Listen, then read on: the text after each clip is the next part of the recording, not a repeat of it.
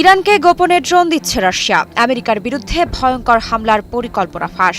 Russia যে drone দিচ্ছে ইরানকে, সেই ড্রোনকে থামাতে পারবে না আমেরিকার ইলেকট্রনিক জ্যামিং। একই সাথে যে প্রযুক্তি ইউক্রেনে রাশিয়াকে দিয়েছে ভয়ঙ্কর সুবিধা, সেই প্রযুক্তি কি এবার পৌঁছে গেছে ইরানের হাতে? আমেরিকার বিরুদ্ধে ফাঁস হওয়া গোপন নথিতে উঠে এসেছে চাঞ্চল্যকর তথ্য। হরমুজ প্রণালী ঘিরে কি আগেই তৈরি হয়েছিল আমেরিকান বাহিনীর বিরুদ্ধে হামলার পরিকল্পনা? রাশিয়া কি ইরানকে শুধু অস্ত্রই দেয়নি, তৈরি করেছে শ্যাডো ড্রোন আর্মি? আর যদি সত্যিই হয়, তাহলে মধ্যপ্রাচ্যে যুক্তরাষ্ট্রের পরবর্তী পদক্ষেপ কতটা ঝুঁকিপূর্ণ? মধ্যপ্রাচ্যের চলমান ভূরাজনৈতিক উত্তেজনার মধ্যে সামনে এসেছে এক বিস্ফোরক দাবি। ব্রিটিশ সংবাদ মাধ্যম দ্য ইকোনমিস্ট এর প্রকাশিত গোপন নথিতে ইঙ্গিত মিলেছে, রাশিয়া নীরবে ইরানকে এমন ড্রোন প্রযুক্তি দিতে চেয়েছিল যা সরাসরি যুক্তরাষ্ট্রের সামরিক কৌশলকে চ্যালেঞ্জ জানাতে সক্ষম। বিশেষজ্ঞদের মতে এটি কেবল অস্ত্র সহযোগিতা নয়, বরং ভবিষ্যৎ যুদ্ধের নতুন রণকৌশলের ইঙ্গিত। এখন প্রশ্ন, কেন ভয় পাচ্ছে আমেরিকা? কারণ ফাঁস হওয়া নথিতে সবচেয়ে বেশি গুরুত্ব পেয়েছে ফাইবার অপটিক ড্রোন। সাধারণ ড্রোন যেখানে রেডিও সিগন্যালের উপর নির্ভরশীল, সেখানে এই ড্রোন পরিচালিত হয় সরাসরি ফাইবার অপটিক লাইনের মাধ্যমে, অর্থাৎ জ্যামিং প্রযুক্তি প্রায় অকার্যকর। ইউক্রেন যুদ্ধে রাশিয়া ইতোমধ্যে এই প্রযুক্তির কার্যকারিতা দেখিয়েছে। এখন যদি একই প্রযুক্তি ইরানের হাতে যায়, তাহলে পারস্য উপসাগর কিংবা হরমুজ প্রণালীতে মার্কিন নৌবাহিনীর জন্য তা বড় হুমকি হয়ে উঠতে পারে।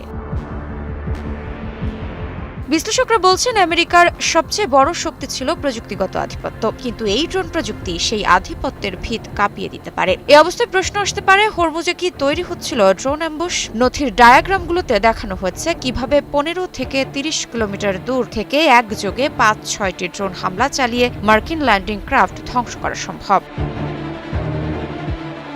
ফাঁস হওয়া ওই নথিতে আরও উল্লেখ রয়েছে স্টারলিংক নিয়ন্ত্রিত দূরপাল্লার ড্রোনের। এসব ড্রোন দীর্ঘ দূরত্ব পাড়ি দিয়ে গভীর এলাকায় হামলা চালাতে সক্ষম। ইউক্রেনে রাশিয়া একই ধরনের প্রযুক্তি ব্যবহার করে গুরুত্বপূর্ণ সামরিক স্থাপনায় আঘাত হেনেছিল বলে দাবি করা হয়, যদিও পরে স্পেস এক্স এর নিয়ন্ত্রণ নীতির কারণে রুশ বাহিনীর সেই সুবিধা সীমিত হয়ে পড়ে। তবে মধ্যপ্রাচ্যে যদি সেই সীমাবদ্ধতা কার্যকর না হয়, তাহলে পরিস্থিতি সম্পূর্ণ ভিন্ন হতে পারে। এ কারণেই অনেক বিশ্লেষক বলছেন, ভবিষ্যতের যুদ্ধ শুধু মিসাইল বা ট্যাঙ্কারের নয়, বরং স্যাটেলাইট চালিত ড্রোন নেটওয়ার্কের যুদ্ধ।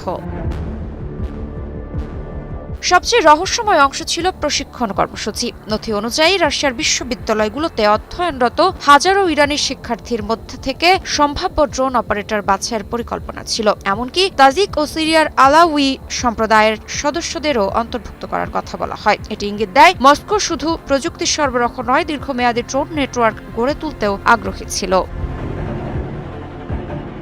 2022 সালে ইউক্রেনের বিরুদ্ধে যুদ্ধে রাশিয়ার ইরানি শাহেদ ড্রোন ব্যবহার শুরু করার পর থেকেই রাশিয়া ও ইরানের সামরিক সম্পর্ক আরও ঘনিষ্ঠ হয়। পরে রাশিয়া নিজস্ব সংস্করণ তৈরি করে, যা আরও বেশ বিস্ফোরক বহনে সক্ষম এবং আকাশ প্রতিরক্ষা ব্যবস্থা ফাঁকি দিতে কার্যকর বলে দাবি করা হয়। তবে প্রশ্ন হচ্ছে, ইউক্রেন যুদ্ধের চাপ থাকা রাশিয়া কি সত্যিই বড় পরিসরে ইরানকে সহায়তা দিতে পারবে? নথিতেও সেই সংশয় রাখা হয়েছে। সেখানে বলা হয়েছে, দীর্ঘ যুদ্ধের কারণে মস্কো নিজেও অর্থনৈতিক ও সামরিক চাপে রয়েছে, ফলে সহায়তা সীমিত হতে পারে। কিন্তু সামান্য সহায়তাও যদি যুক্তরাষ্ট্রের সামরিক অভিযানকে জটিল করে তোলে, তাহলেই কৌশলগতভাবে তা সফল। আমি ভরসা রাখি হিরন স্মার্ট ওয়াটার পিউরিফায়ারে।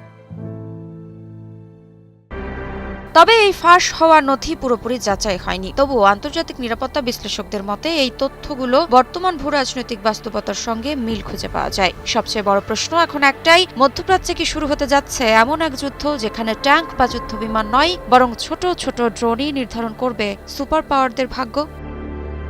মৃত্তিকা সিনহা বিশ্বাস, নিউজ 24।